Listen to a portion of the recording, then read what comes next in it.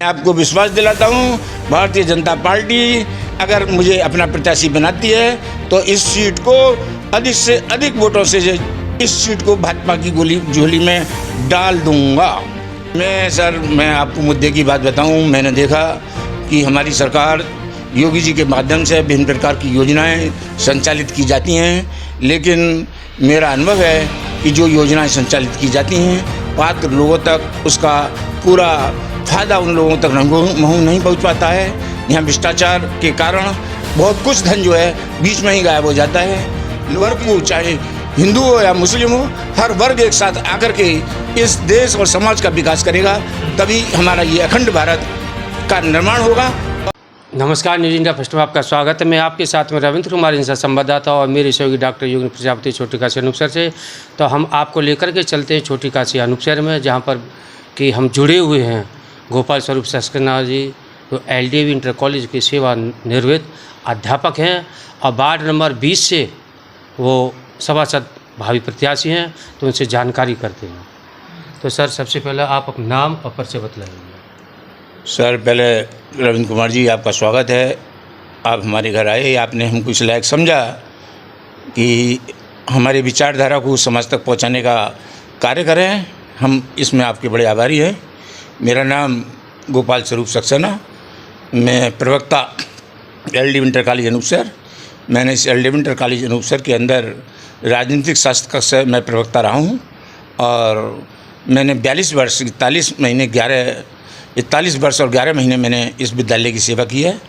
और इस विद्यालय के अंदर सेवा करने के साथ साथ अब मैं रिटायर हूँ और मेरे मन में समाज से मैं हर समय जुड़ा रहता हूँ और समाज की सेवा करने के लिए मेरा मन ये है कि मैं इस स्थान से सभासद के प्रत्याशी के रूप में मैं पहले भी चुनाव लड़ चुका हूँ, लेकिन यहाँ पर सबसे बड़ी विसंगति ये रही है कि इस स्थान पर जातीय समीकरण के आधार पर हमारी संख्या बहुत कम है और मैं 3 चुनाव 20, 22 और 24 वोटों से इस वार्ड से हारा हूँ। लेकिन इस समय मैं बिल्कुल खाली हूँ और तहे दिल से पूरे समाज की सेवा करना चाहता हूँ और ये चाहता हूँ कि इस स्थान पर हमारे नगर के अंदर जातिवादी जो है ये समाप्त होना चाहिए। इसीलिए मैं 3 बार निर्दलीय प्रत्याशी के रूप में चुनाव लड़ा, ये दिखाने के लिए कि जाति कुछ नहीं होती है, लोगों का संबंध होता है और लोगों को संबंध को प्रदर्शित करने के लिए मैं 3 बार निर्दलीय चुनाव लड़ा। लेकिन मुझे उसमें 20, 22, 24 वोटों से मुझे हार का सामना करना पड़ा। लेकिन इस बार मैंने भाजपा से अपने का आवेदन दिया है। निश्चित रूप से इस सीट को भाजपा की झोली में डालने का पूरा प्रयास करूंगा। तो सर, मेरा सवाल आपसे ये है कि आप राजनीति में क्यों आना चाह रहे हैं?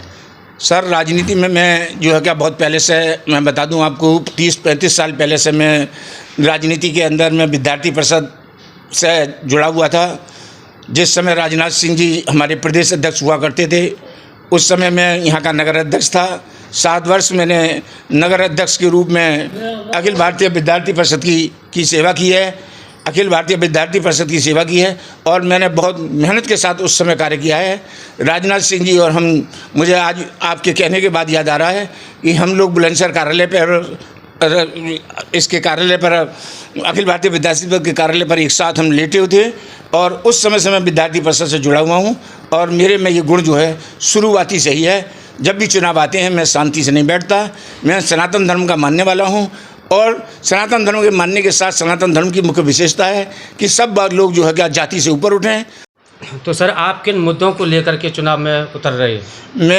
मैं आपको मुद्दे की बात बताऊं, मैंने देखा कि हमारी सरकार योगी जी के माध्यम से विभिन्न प्रकार की योजनाएं संचालित की जाती हैं, लेकिन मेरा अनुभव है कि जो योजनाएं संचालित की जाती हैं पात्र लोगों तक उसका पूरा फायदा उन लोगों तक नहीं पहुंच पाता है।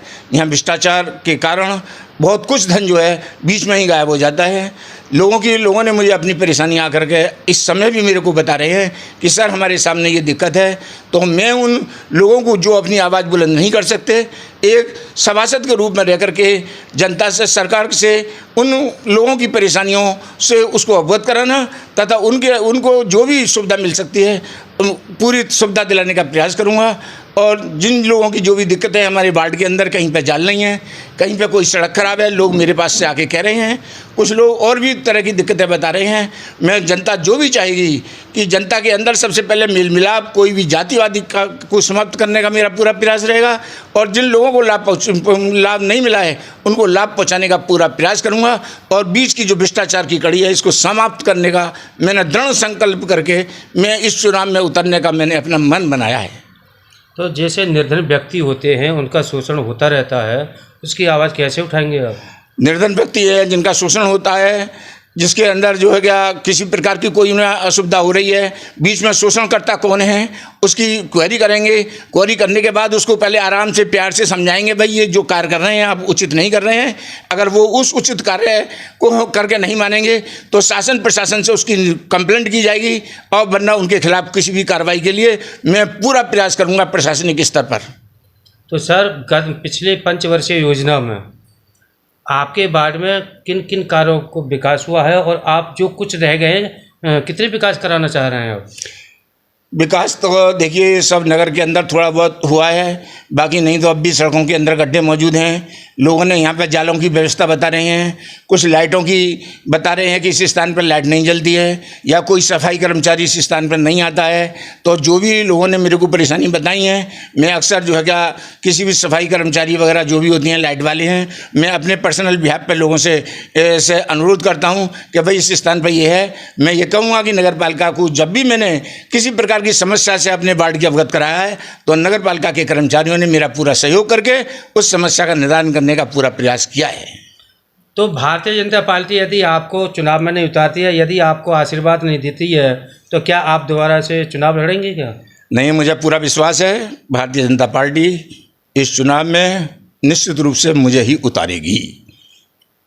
तो आपने भारतीय जनता पार्टी पर कैसे विश्वास कर लिया है कि मुझको ज़रूर उतारेगी, और भारतीय जनता पार्टी किस मुद्दों को लेकर के चुनाव लड़ा रही है?